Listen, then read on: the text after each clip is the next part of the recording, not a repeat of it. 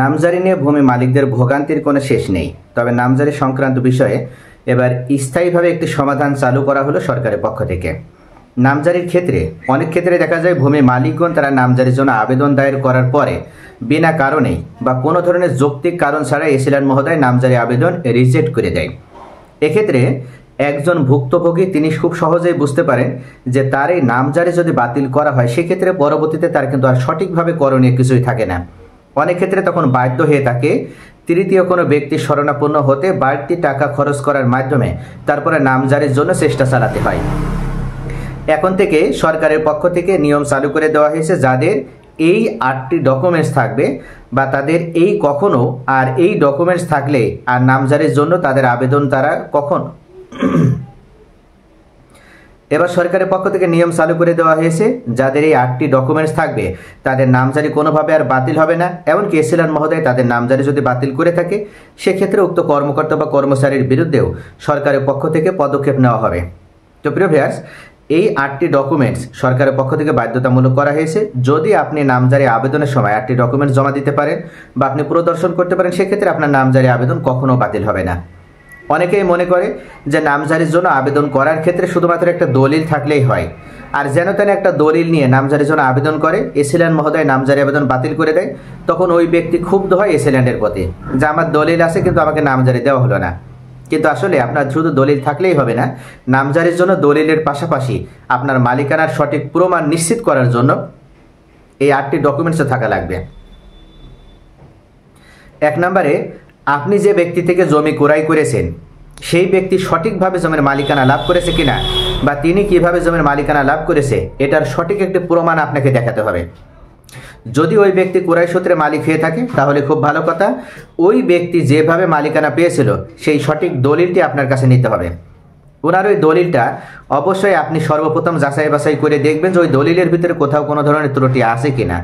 যদি দেখেন যে কোথাও ত্রুটি আছে তাহলে মনে রাখবেন যে আপনার দলিল হয়ে গেলেও আপনি এই ত্রুটিযুক্ত বায়া দলিল অনুযায়ী কখনো নামজারি পাবেন না। যদি আপনি নিজে বুঝতে না পারেন তাহলে ভালো কোনো একজন আইনজীবী অথবা অন্য কোনো সার্ভেয়ারের শরণাপন্ন হয়ে বা যারা বোঝে দলিল যারা পড়ে বুঝতে পারে এমন কোনো ব্যক্তির শরণাপন্ন হয়ে আপনি যাচাই করে নেবেন যে সত্যিকার অর্থে আপনার দলিলে কোনো অসুবিধা আছে কিনা বা যার থেকে জমি ক্রয় করেছেন তার মালিকানার ভিতরে কোথাও কোনো ধরনের ত্রুটি আছে কিনা। দ্বিতীয় পর্যায়ে অনেক ব্যক্তি আছে হেবা দলিল দেখে জমি ক্রয় করে, অর্থাৎ যার থেকে জমি ক্রয় করেছে সেই ব্যক্তি হেবা দলিল অনুযায়ী জমির মালিকানা লাভ করেছিল। এখন যে ব্যক্তি হেবা দলিল অনুযায়ী জমির মালিকানা পেয়েছিল তার ওই হেবা দলিল অনুযায়ী সে মালিকানা লাভ করার পর যদি আবার আপনার কাছে বিক্রয় করে দেয় তাহলে কিন্তু আপনি কখনো এই জমি নামজারি করে নিতে পারবেন না, কারণ ইতিমধ্যে সরকারের পক্ষ থেকে এই হেবা দলিল বাতিল করা হয়েছে। তবে সবগুলো হেবা দলিল না, যে হেবা দলিলগুলো ত্রুটিযুক্ত সেই হেবা দলিলগুলো বাতিল হয়েছে। যেমন এটার মধ্যে অন্যতম হচ্ছে এমন অনেক ব্যক্তি আছে যারা পূর্বে সাধারণত নিজের কোনো ছেলের নামে, মেয়ের নামে বা স্ত্রীর নামে হেবা করে দেয়, পরবর্তীতে সেই সম্পত্তি আবার নিজের দখলেই রেখে চাষাবাদ করতে থাকে বা ভোগ দখল করতে থাকে। এখন কিছুদিন পর বা কয়েক বছর পর হয়তো ওনার অর্থের প্রয়োজন, উনি আবার ওই জমিটা আরেকজনের কাছে বিক্রয় করে দিয়েছে। এক্ষেত্রে উনি হাইড করেন যে ওনার এই জমিটা উনি অন্য কারো কাছে হেবা করেছিলেন বা ওনার নিজের পরিবারের ভিতরে কাউকে হেবা করে দিয়েছিলেন। এই বিষয়টি উনি হাইড করে পরবর্তীতে যার কাছে জমি বিক্রয় করছেন তাকে যদি সাবকবলা দলিল তৈরি করে দেয় তাহলেও কিন্তু মনে রাখবেন ওই সাবকবলা দলিল অনুযায়ী যিনি পরবর্তীতে জমির মালিকানা লাভ করছে তিনি কখনো ওই জমি নামজারি করে নিতে পারবে না, বা ওই জমি উনি নামজারি করে নিলেও যদি ওই জমি উনি আবার বিক্রয় করে দেয় তাহলে আপনি যদি সেই ক্রেতা হয়ে থাকেন আপনি কিন্তু কখনো নামজারি করে নিতে পারবেন না। এইভাবে অনেকে আছে সাধারণত হেবা দলিল করে দেওয়ার পরেও আবার সাব কবলা করে দেয়। এখানে যে হেবাটা করা হয়েছে হেবাটা কিন্তু সঠিক, আর এই সঠিক হেবা দলিল যাকে মালিকানা দেওয়া হয়েছে সেই ব্যক্তি যদি বর্তমানে যদি পদক্ষেপ নেয় যে তার দলিলটা আগে, তার হেবা দলিলটা আগে, তাহলে কিন্তু তার পিতা বা তাকে যিনি হেবা করে দিয়েছিলেন তিনি যিনি মূল মালিক যার কাছে পরবর্তীতে সাব কবলা দলিল করে দিয়েছে তার সাব কবলা দলিলও বাতিল হয়ে যাবে। তাই হেবা বদলি হেবা বাতিল বিষয়টা কিন্তু এরকম না, অর্থাৎ হেবা হওয়ার পরেও হেবা দলিলেও কিন্তু স্ট্রংনেস এবং স্ট্রংলি পদক্ষেপ নেওয়ার মাধ্যমে আপনার কিন্তু সাব কবলা দলিলে বাতিল করে দিতে পারে। তবে এখানে কিছু হেবা আছে যেগুলো অবশ্যই বাতিলযোগ্য। যেমন অনেক সময় দেখা যায় যে ওয়ারিসদের ভিতরে কেউ প্ররোচনা মানে প্রতারিত করার মাধ্যমে বা কাউকে ভিকটিম করে অনেক সময় সে অসুস্থ, তার এই অসুস্থতার সুযোগ নিয়ে তার কাছ থেকে হেবা করে নেয়।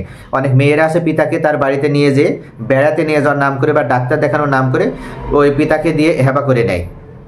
অনেক ছেলেরা আছে তাদের বোনদেরকে ফাঁকি দেওয়ার জন্য হেবা করে নেয়। এভাবে যদি কোনো হেবা হয়ে থাকে যেখানে পিতার সম্মতি নেই বা মায়ের সম্মতি নেই, সেক্ষেত্রে উক্ত হেবা অবশ্যই প্রতারণার মাধ্যমে তৈরি হয়েছে, এটা বিবেচিত হবে। এবং তিনি যদি ওই সময় মানসিকভাবে অসুস্থ হন, শারীরিকভাবে অসুস্থ হন, এটা যদি প্রমাণ করতে পারে বিজ্ঞ আদালতে, তাহলে অবশ্যই ওই হেবা দলিল বাতিল হয়ে যাবে। তাই এই হেবা দলিল অনুযায়ী যদি আপনি জমি ক্রয় করেন, সেক্ষেত্রে পরবর্তীতে যত জায়গায় জমি বিক্রয় হয়েছে তাদের মালিকানাও বাতিল। তাই অবশ্যই জমি ক্রয়ের সময় সঠিকভাবে মালিকানা সঠিক প্রমাণ দেখে তারপরে জমি ক্রয় করতে হবে। তৃতীয় পর্যায়ে, আপনি যার থেকে জমি ক্রয় করছেন ওই ব্যক্তি যখন আপনাকে দলিল রেজিস্ট্রেশন করে দেবে, তখন অবশ্যই একটা খাজনা দাখিলা বা খাজনা প্রদান করেছে সেই দাখিলাটা আপনার কাছে থাকা লাগবে। এই দাখিলাটা অবশ্যই আপনাকে সংগ্রহে রাখতে হবে এবং নামজারির জন্য আবেদন করতে হবে। চতুর্থ পর্যায়ে, সর্বশেষ আপনার এলাকায় যে রেকর্ড হয়েছে সেই রেকর্ড খতিয়ানটি প্রয়োজন হবে। যদি আরএস রেকর্ড হয়ে থাকে তাহলে আরএস রেকর্ড, বিআরএস রেকর্ড হলে বিআরএস রেকর্ড। এক কথায় আপনার এলাকায় সর্বশেষ যে রেকর্ড হয়েছে সেই সর্বশেষ রেকর্ড খতিয়ানটি প্রয়োজন হবে। পঞ্চম পর্যায়ে, আপনি যদি উত্তরাধিকার সূত্রে মালিকানা পেয়ে থাকেন তাহলে অবশ্যই আপনাদের একটা সঠিক ওয়ারিশান সনদ থাকা লাগবে। এই ওয়ারিশান সনদ ছাড়া আপনি কখনো কিন্তু নামজারি পাবেন না। তবে বর্তমানে শুধুমাত্র ওয়ারিশান সনদ দেখানোর মাধ্যমে এসএলআর মহোদয়ের কাছ থেকে আপনি নামজারি করে নিতে পারবেন না। স্পষ্টভাবে প্রজ্ঞাপন বা পরিপত্র প্রকাশ করার মাধ্যমে এখন থেকে সরকার সঠিকভাবে জানিয়ে দিয়েছে যে শুধুমাত্র ওয়ারিশান সনদ দিয়ে আপনি কখনো নামজারি করে নিতে পারবেন না। এক্ষেত্রে অবশ্যই আপনাদের সকল ওয়ারিশের একসাথে উপস্থিত হওয়ার মাধ্যমে যদি ওয়ারিশান সনদের নামজারির জন্য আবেদন করেন, তাহলে কেবল যৌথ খতিয়ানের ভিত্তিতে আপনারা নামজারি করে নিতে পারবেন। নতুবা আপনি যদি এককভাবে নামজারি করে নিতে চান, তাহলে আপনার একটা বন্টননামা বা বাটোয়ারা দলিল থাকতে হবে। যদি আপনি বন্টননামা বা বাটোয়ারা দলিল দেখাতে পারেন, সেক্ষেত্রে এসএলআর মহোদয় আপনাকে নামজারি দিবে এবং এককভাবেই দিবে। ষষ্ঠ পর্যায়ে, আপনি নামজারির জন্য যখন আবেদন করছেন অবশ্যই আপনার একটা ভোটার আইডি কার্ড থাকা লাগবে বা আপনার মালিকানার সঠিক প্রমাণের জন্য আপনার একটা আইডেন্টিটি কার্ড থাকতে হবে। সপ্তম পর্যায়ে, আপনার একটা ছবি, পাসপোর্ট সাইজের 1 কপি ছবি প্রয়োজন হবে। এছাড়া আপনার একটা সচল মোবাইল নাম্বার প্রয়োজন হবে। এবং সর্বশেষ, আপনি যখন নামজারির জন্য আবেদন করবেন তখন অবশ্যই আপনার সঠিকভাবে একটা স্বাক্ষর দেওয়া লাগবে। তো প্রিয় ভিউয়ার্স, এই ডকুমেন্টসগুলো বা এই লিগ্যাল রিকোয়ারমেন্টসগুলো আপনি যদি সঠিকভাবে জমা দিতে পারেন, সেক্ষেত্রে আপনার নামজারি আবেদন কোনো এসএলআর মহোদয় আটকাবে না। তবে কিছু কিছু জায়গায় যদি এই নামজারি এতগুলো ডকুমেন্ট সঠিকভাবে আপনার কাছে থাকার পরও যদি আপনার নামজারি আটকে দেওয়া হয়, তাহলে বুঝবেন যে উক্ত কর্মকর্তা বা উক্ত কর্মচারী দুর্নীতিগ্রস্ত। তিনি আসলে চেষ্টা করছে যে আপনার এই ফাইলটা আটকে রেখে বা আপনার কেসটা আটকে রেখে কৌশলে আপনার থেকে বাড়তি টাকা হাতিয়ে নেওয়া। এমন যদি হয়ে থাকে, আপনি সাথে সাথে ভূমি মন্ত্রণালয়ের যে কল সেন্টার 16122 এই নম্বরে ফোন করার মাধ্যমে উক্ত কর্মকর্তার বিরুদ্ধে অভিযোগ দায়ের করতে পারবেন। পাশাপাশি আপনি আপনার এলাকায় যে সেনাবাহিনীর জরুরি টিম কার্যক্রম পরিচালনা করছে, আপনি সেই সেনাবাহিনীর জরুরি টিমের কাছেও আপনি ফোন করার মাধ্যমে উক্ত কর্মকর্তার বিরুদ্ধে আপনি অভিযোগ দায়ের করতে পারবেন। তবে অবশ্যই আপনি যখন প্রশাসনিক ব্যবস্থা নেবেন, সেক্ষেত্রে আপনি যার বিরুদ্ধে এই ব্যবস্থা নিচ্ছেন সেক্ষেত্রে আপনার অবশ্যই যথেষ্ট প্রমাণ থাকা লাগবে। অযথা কাউকে হয়রানি বা বিড়ম্বনা ফেলার উদ্দেশ্যে যদি আপনি অভিযোগ দায়ের করেন, সেক্ষেত্রে হিতে বিপরীত হবে, উল্টো আপনাকেই শাস্তির মুখোমুখি হতে হবে। তাহলে প্রিয় ভিউয়ার্স, আপনার যদি নামজারির জন্য এই রিকোয়ারমেন্টসগুলো সঠিকভাবে আপনার অ্যারেঞ্জে থাকে, তাহলে মনে রাখবেন যে আপনি যদি সঠিক প্রসেস মেনটেন করে নামজারির জন্য অনলাইনে এখন বর্তমান আবেদন দায়ের করতে পারেন, সেক্ষেত্রে আপনার নামজারি আবেদন বাতিল হবে না এবং সরকার নির্ধারিত যে ফি 1170 টাকা, আপনি সরকার নির্ধারিত ফি এর ভিতরে থেকে আপনার নামজারি আপনি করে নিতে সক্ষম হবেন।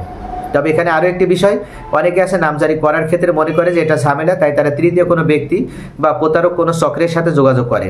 সেক্ষেত্রে তার কাছ থেকে দেখা যায় যে তার সমস্যা না থাকলেও বা এসএলআর মহোদয় সমস্যার কথা উল্লেখ না করলেও ওই প্রতারক চক্র সমস্যার কথা উল্লেখ করার মাধ্যমে উক্ত ভূমি মালিকের কাছ থেকে বাড়তি কিছু টাকা নেওয়ার চেষ্টা করে। তাই নিজে সচেতন হবেন এবং নিজের নামজারি নিজে করার চেষ্টা করবেন। সকলে ভালো থাকুন। Thanks for watching.